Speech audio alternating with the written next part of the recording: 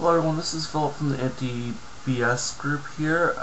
This video we're talking about what was the news yesterday. I just didn't get the news yesterday, wasn't in, so I'm gonna do some catch-up videos today. Today is Wednesday, January the 26th or 25th, I believe. Just double check that for you. 26th. So I'm gonna talk about the Quebec pharmacies. Basically, with want money up front for supplying drugs to refugees. Okay, you know what? Here's where I get it. If anybody read the article, you know that the refugees are basically free medications from these pharmacies, which the government's taking up to 3 years to pay back the pharmacies for it. And I mean, these are not just the everyday antibiotics, penicillin, stuff like that. It's HIV drugs, TB drugs, stuff like that. Very high level medication people need. I mean, the first question I came to my mind is why allow people with HIV and AIDS and tuberculosis into Canada? I was talking to somebody yesterday about this and said, well, it's human rights issues. Well, no, it's not. They come here, they're utilizing our system, they're abusing our Canadian system to get in, to get the free medical and all that.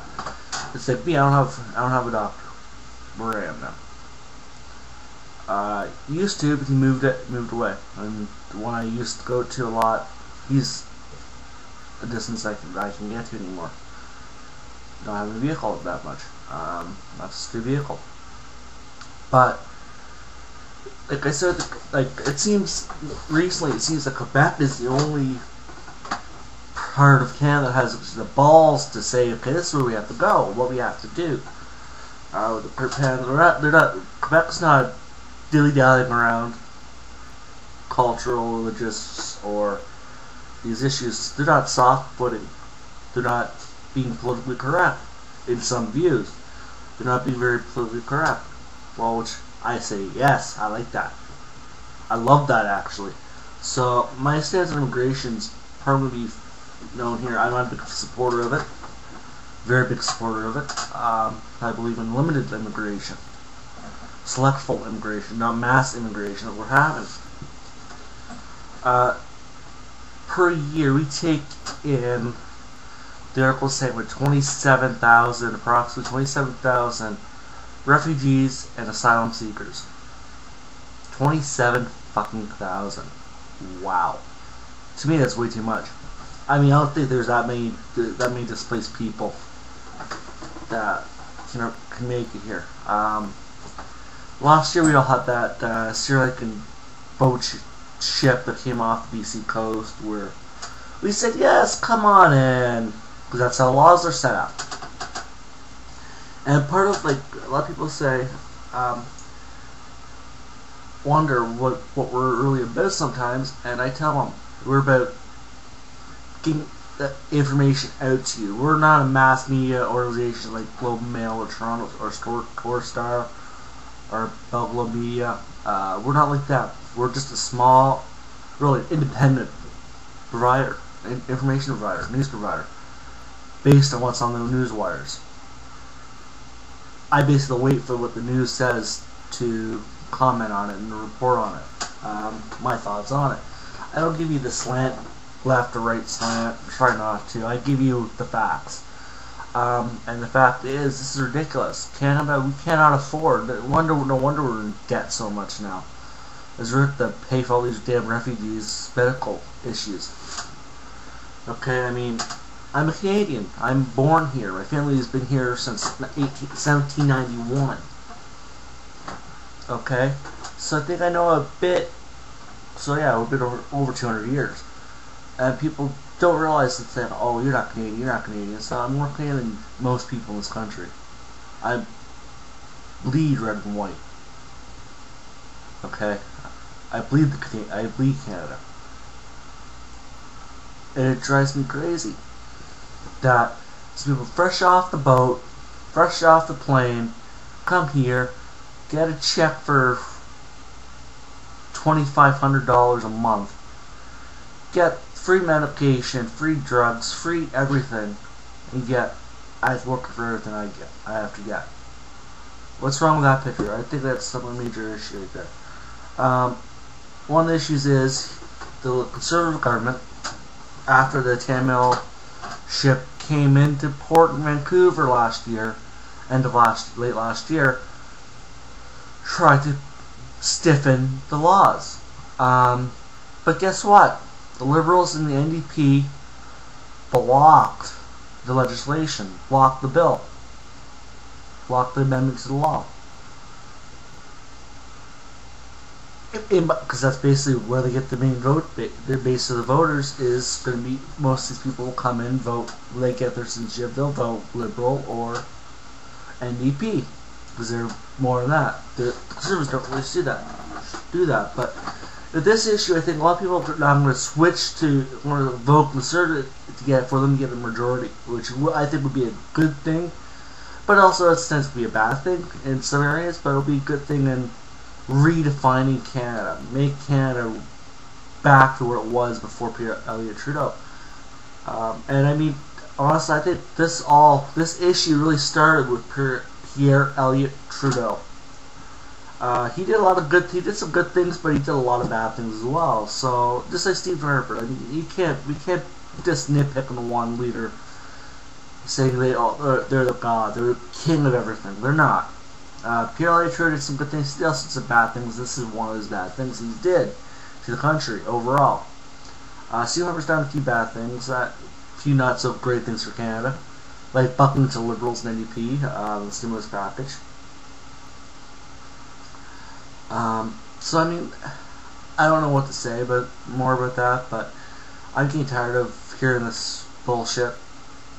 And when I saw this story, I talked to my mom, who is actually in the medical field, so I kind of got a better understanding of it. She deals with a lot of seniors. That's what she does. She mainly works with seniors. So I mean, yeah.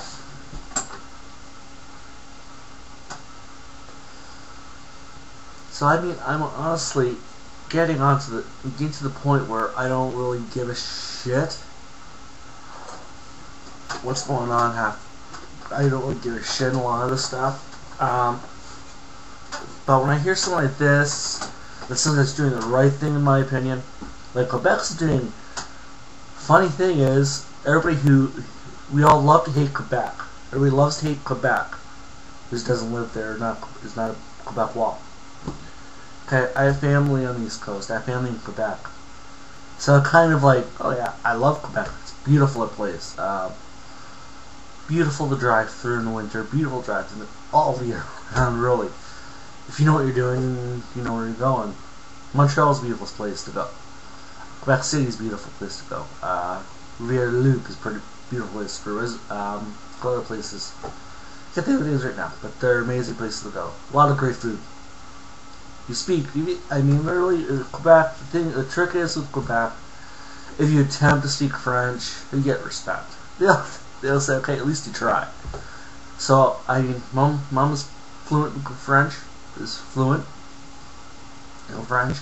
I'm kind of, I can say a few terms, not the same now, just to basically help say, okay.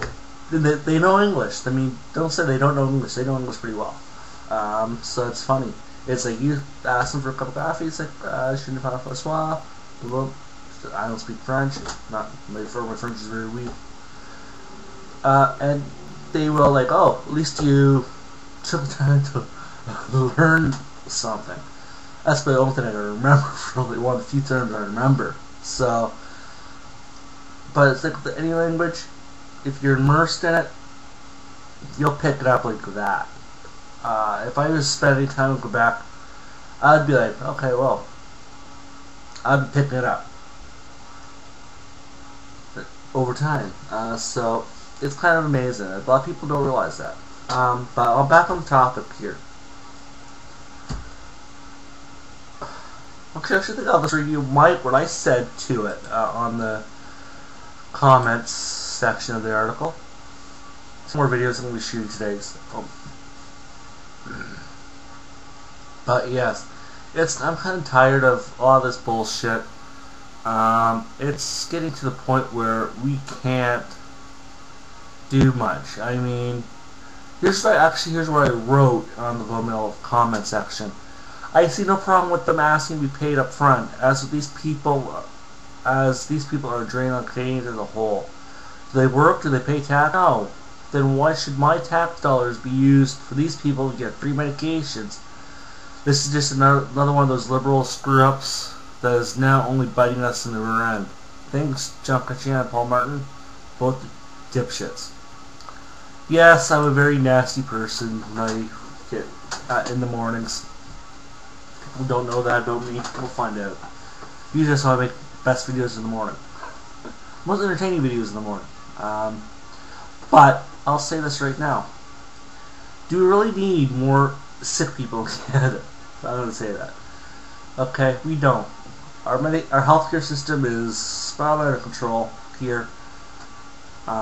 Overruns and all this. I mean, if we were to stop immigration, our overruns and spiral out of control would cease, in my opinion. The refugee, from my understanding is when you come into Canada, you have to go through a medical evaluation.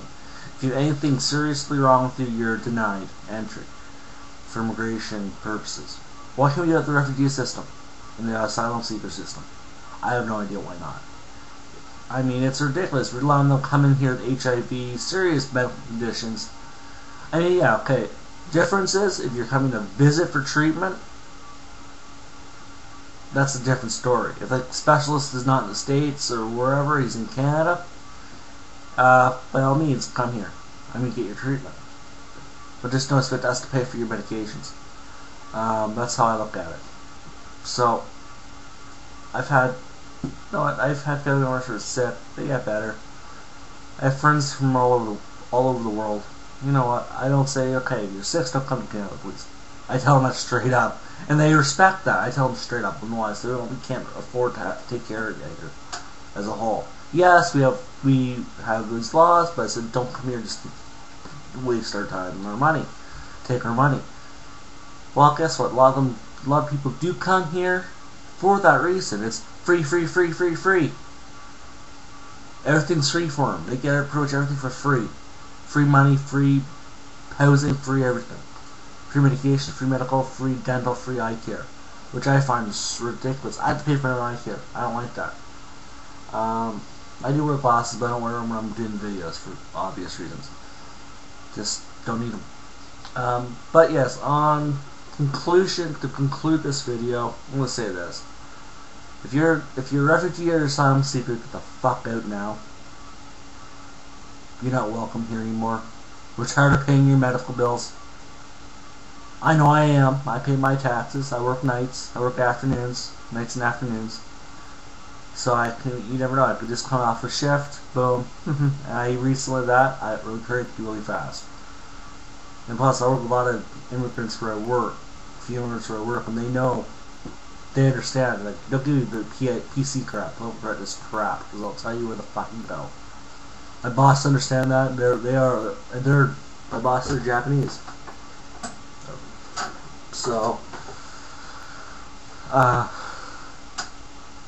yeah, they know. Don't trust me, but they like me because I basically am a troubleshooter for them. I always come up with the simple solutions that work. So they don't do nothing. The other guys come in from India or wherever, they don't last long around me because I just say, okay, okay, how do you do this? And they're like, too complicated. Let's try this way. Boom. Boss, look at the two options. Like, okay, this is better. Look what it is. It's simple, easy, quicker. Why? Basically, because I'm lazy. I don't feel like doing too much more work when I have to. Some days, and the bosses know that. But I work my ass off. I make sure the job is done before I leave. I know sometimes I don't leave till 3-4 hours after my shift's over just to make sure everything's done right. And on that, I'll say goodbye. Have a good day, and thanks for watching.